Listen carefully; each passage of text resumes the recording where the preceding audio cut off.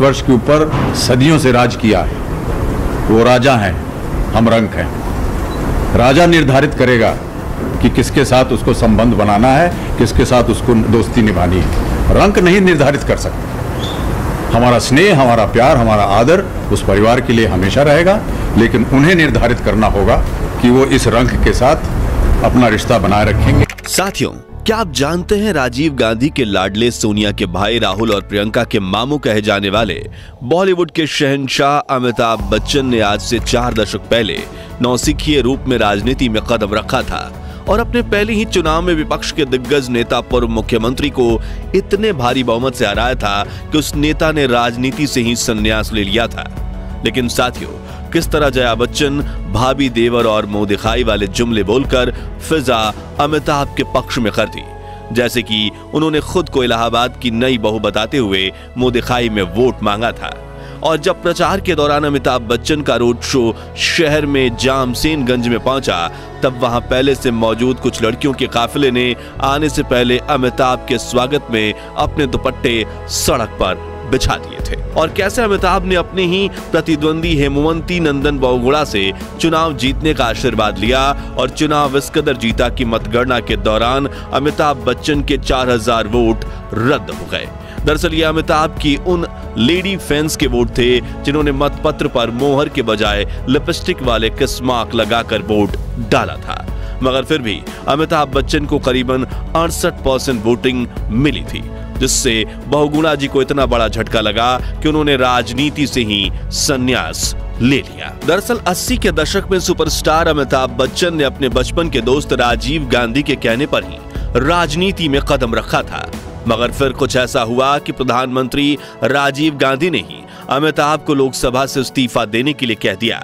तो आखिर वो कौन सी गलतफहमी थी जिसने राजीव और अमिताभ की गहरी दोस्ती में दरार डाल दी, और आखिर क्यों अमिताभ ने राजनीति से हमेशा हमेशा के लिए संन्यास ले लिया था? जानेंगे बॉलीवुड के शहंशाह के राजनीतिक सफर की ऐसी ही कुछ अनसुनी अनकही कहानियां। लेकिन उससे पहले नए दर्शक प्लीज वीडियो को लाइक और चैनल को सब्सक्राइब कर दीजिए।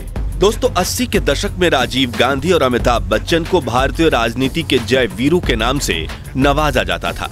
वरिष्ठ पत्रकार रशीद किदवई अपनी किताब में लिखते हैं कि अमिताभ और राजीव गांधी की नजदीकियां इतनी थी कि कई बार सरकार के कुछ अहम फैसले भी अमिताभ बच्चन से मशवरे के बाद लिए जाते थे और राजीव की सिर्फ एक आवाज पर अमिताभ ने एक्टिंग छोड़ राजनीति में उतरने का फैसला कर लिया था। लेकिन साल 1984 के उस ऐतिहासिक इलेक्शन के बारे में जानने से पहले हमें घड़ी के कांटे को उल्टी दिशा में घुमाकर राजीव और अमिताभ के बचपन की एक झलक देखनी होगी।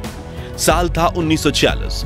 इंदिरा गांधी और तेजी बच्चन काफी अच्छी सहेलियां थीं, इसलिए 11 अक्टूबर के दिन तेजी ने गांधी परिवार को अपने बेटे अमिताभ की जन्मदिन पार्टी में शामिल होने का न्योता दिया। 4 साल के अमिताभ और 2 साल के राजीव की पहली मुलाकात हुई, जिसके बाद दोनों की दोस्ती गहरा गई, क्योंकि राजनीति में होने के नाते तेजी बच्चन और इंदिरा गांधी दोनों एक दूसरे के घर आते जाते रहते थे। यहाँ तक कि गर्मियों की छुट्टी में कई बार बच्चन परिवार भी राजीव गांधी के यहाँ जाया करते थे और अमिताभ बच्चन को इंदिरा गांधी अपना तीसरा बेटा मानती थी।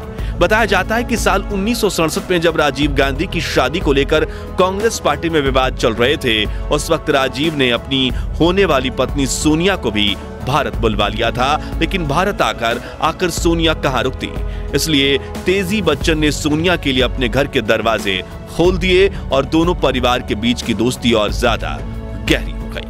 अमिताभ गांधी परिवार के इतने करीब आ चुके थे कि सोनिया गांधी उन्हें अपना भाई मानती थीं, वहीं राहुल और प्रियंका उन्हें मामू कहकर बुलाते थे। शायद इसलिए इमरजेंसी के दौरान भी अमिताभ बच्चन चुप्पी साधे हुए थे, जिसके लिए उन्हें फैंस का कटाक्ष भी सहना पड़ा था।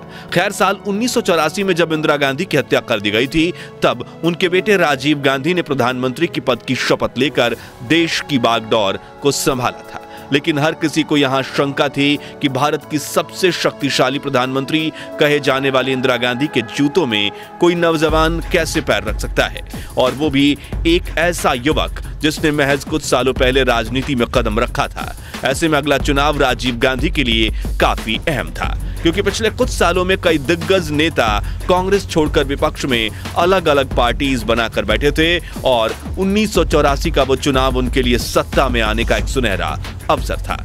वैसे ही एक नेता थे हेमवंती नंदन बहुगुणा, जो कि कांग्रेस की तरफ से ही उत्तर प्रदेश के मुख्यमंत्री रह चुके थे, लेकिन 1980 में उन्होंने कांग्रेस पार्टी छोड़ दी थी। 1984 के लोकसभा चुनाव में हेमवंती नंदन बहुगुणा ने इलाहाबाद से चुनाव लड़ने का फैसला किया, जिसे उनका राजनीतिक गढ़ माना जाता था और पूरा विपक्ष उनके पीछे एकजुट था। ऐसे में राजीव गांधी ने पूर्व मुख्यमंत्री बहुगुणा के सामने किसी दिग्गज राजनेता को खड़ा करने के बजाय अपने दोस्त अमिताभ बच्चन को इलाहाबाद के चुनावी मैदान में उतारने का फैसला किया। उस वक्त भी हमारे बिग बी बॉलीवुड के सुपरस्टार थे।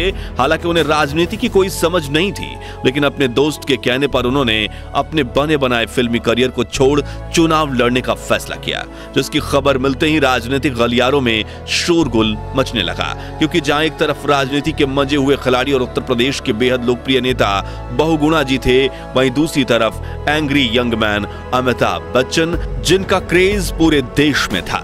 वरिष्ठ पत्रकार शेखर कहीन बताते हैं कि 27 नवंबर 1984 का दिन था। अमिताभ बच्चन इलाहाबाद आए और चंद्रशेखर आजाद की प्रतिमा पर माल्यार्पण किया और उनके आने की खबर सुनकर शहर में अपार जनसमूह इकट्ठा होने लगा। कलेक्ट्री में जहां उन्हें पर्चा दाखिल करना था, वहां भारी सुरक्षा का इंतजाम किया गया था।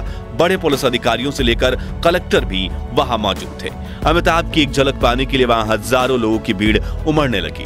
लोग इतने ज्यादा थे कि उन्हें काबू करना प्रशासन के लिए नामुमकिन हो रहा था। दर्जनों लोग बस पर चढ़ते गए और हालात ऐसे हुए कि बस की छत ही चिपक गई। आसपास के पेड़ों पर इतने लोग चढ़े कि डालियां टूटकर गिर गईं, जिसके साथ ऊपर चढ़े लोग भी नीचे गिर गए। कलेक्ट्री की मजबूत दीवार को जनसमूह ने धक्के मारकर तोड़ दिया।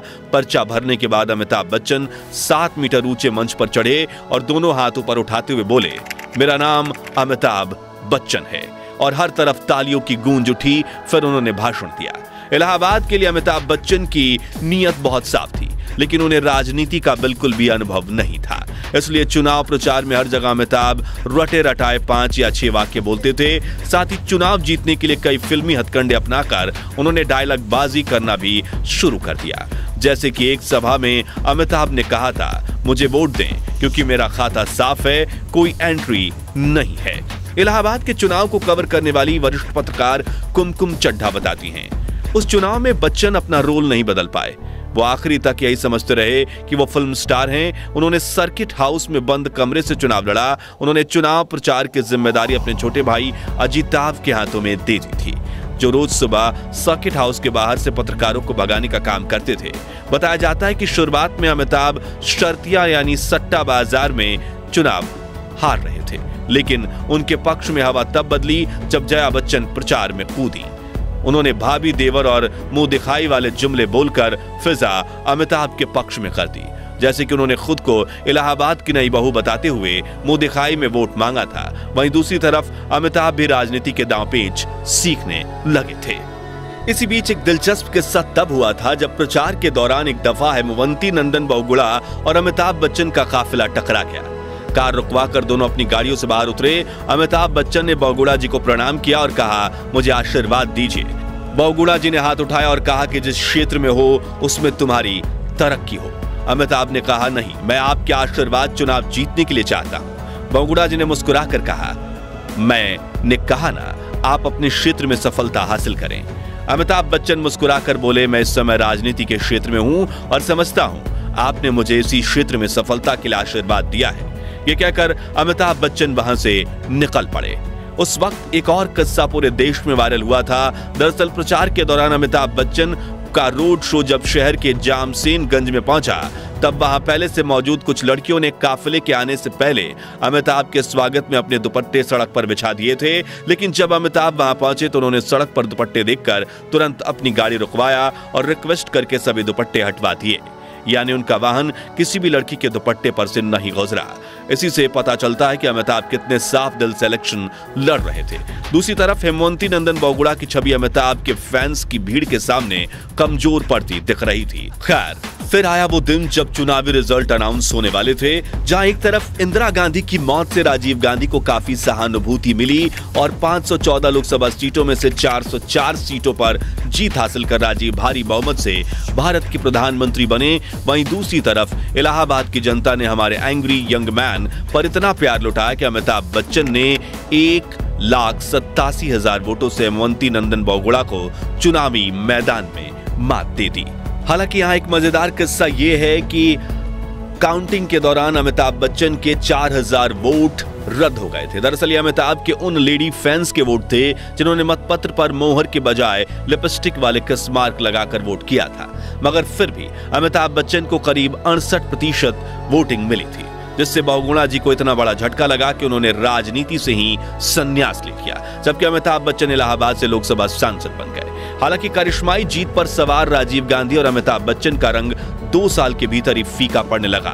बोफोर्स घोटाले का बवाल मचा और बेकसूर होने के बावजूद खुद पर उठती उंगलियां देखकर अमिताभ ने राजनीति से हमेशा के लिए तौबा कर ली, जबकि घोटाले के दाग ने राजीव को सत्ता से बेदखल कर दिया और असमय मौत ने उन्हें राजनीति में वापस कदम रखने का मौका ही नहीं दिया। वहीं अमिताभ ने अभिनय के लक्ष्मण रेखा में खुद को समेट लिया। अमिताभ बच्चन के इस्तीफे का ब्यौरा देते हुए राजनीतिक चाणक्य कहे जाने वाले माखनलाल फोतेदार अपनी किताब में लिखते हैं, मुझे वो दिन बहुत अच्छी तरह से याद है। अमिताभ राजीव जी से मिलने आए थे। करीब 2:45 पर उनकी बात शुरू हुई थी।